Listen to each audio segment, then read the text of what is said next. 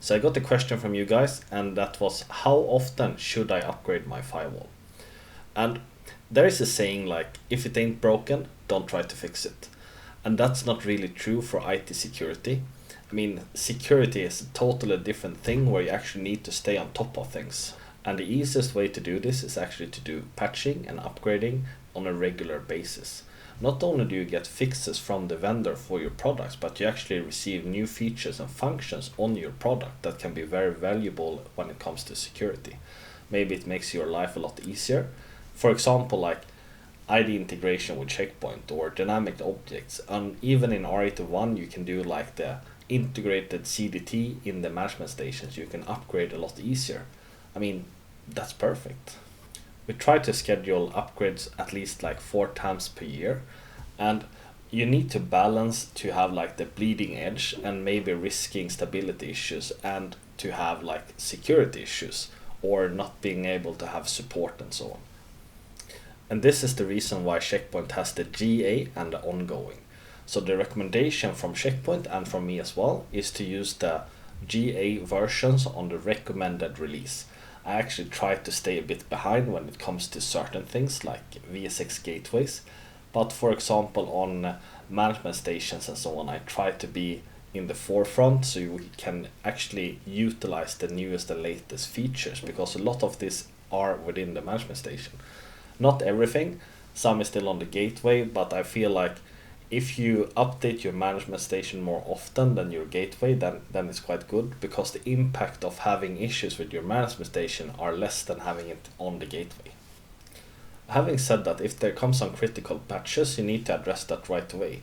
I mean, a few times a year for different vendors, there come critical patches that you just need to apply right away, or at least evaluate them and update your risk analyze and continuous plan. Like, what is the impact if you don't do this patching?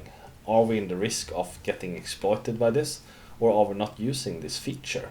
I mean, some of the patches, they're just for specific features within a product, and maybe you don't use the specific feature, so you cannot be exploited by it. But at least you need to evaluate the threat and then update your risk analyze and do a decision from this. I hope you guys are aware about risk analyze and contingency planning. The risk analyze include like, what risks are there, how big impact do they have, how to minimize them, and how likely are they to happen.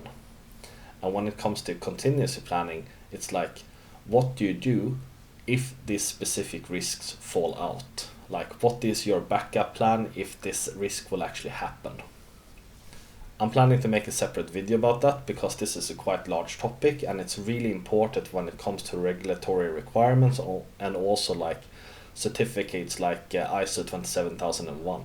So this is something that you really need to be aware of, and this is something that you need to work with on a regular basis, and it gets more and more important. And just as a tip, working with risk analysis and continuous planning is like the difference between like a normal system admin or a security admin and a senior system admin or senior security admin. So when you're taking on the senior title, this is stuff that you actually need to work with, because this is more, you need to evaluate the business impact of something, not only be technical skilled about the product. And maybe you have the same problem as many other companies. It's really hard to actually get maintenance with you, especially 4 times a year. If you plan them out in a long time in advance, it's easier. It's a lot harder to just come to your management and say, hey, we need to upgrade next week. If you already know that you want to have 4 maintenance per year, schedule them in the beginning of the year. It's a lot easier to actually plan for this then. And if you get problem having these upgrades, it's important to have this risk analyzed, because then you can refer to this. If we don't do this upgrade, we lose support, and if we don't have support, we're not able to do tickets. If we can't do tickets to the support, it takes longer time for us to actually manage issues that can encounter, and maybe we need to do unplanned maintenance. So this is a part of a risk analysis, and then you need to weigh it and scale it between different things. And one part of the risk analysis is actually to have something, how do you mitigate this risk, or how do you minimize this risk? So for example, when it comes to upgrade. Maybe you haven't upgraded for a long period of time, and maybe you're not so used to upgrading this type of product. Then you can say like, we want to have the vendor here on site and do the upgrade with us.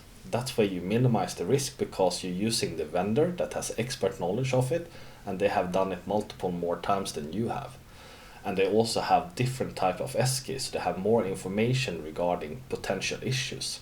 They also have the possibility to do the labbing on site or at their location, so they can prep in advance before they come on site and do the upgrades together with you. And just as a tip, if you use Checkpoint Professional Service for do upgrades or any professional service from the vendor, see it as education. It's not often that you get to talk to the experts and actually do this type of work on a daily basis. You learn a lot of tips and tricks, and this can be the best education that you have. I mean, this is education in your own environment for your own specific products. In regards to upgrades and so on, I think it will be a lot easier in the future, because Checkpoint implemented a CDT within the R81. So it will be easier to upgrade in the future, but still, do this risk analyze, do this contingency planning, and actually check what's involved into the upgrade process. And this is something that you can show your manager, and this is something that is required if you have regulatory requirements on you. So take an advantage of it. Don't only see it as a boring task to do. So I hope this video did show you something, and I hope to see you in the next one. Take care.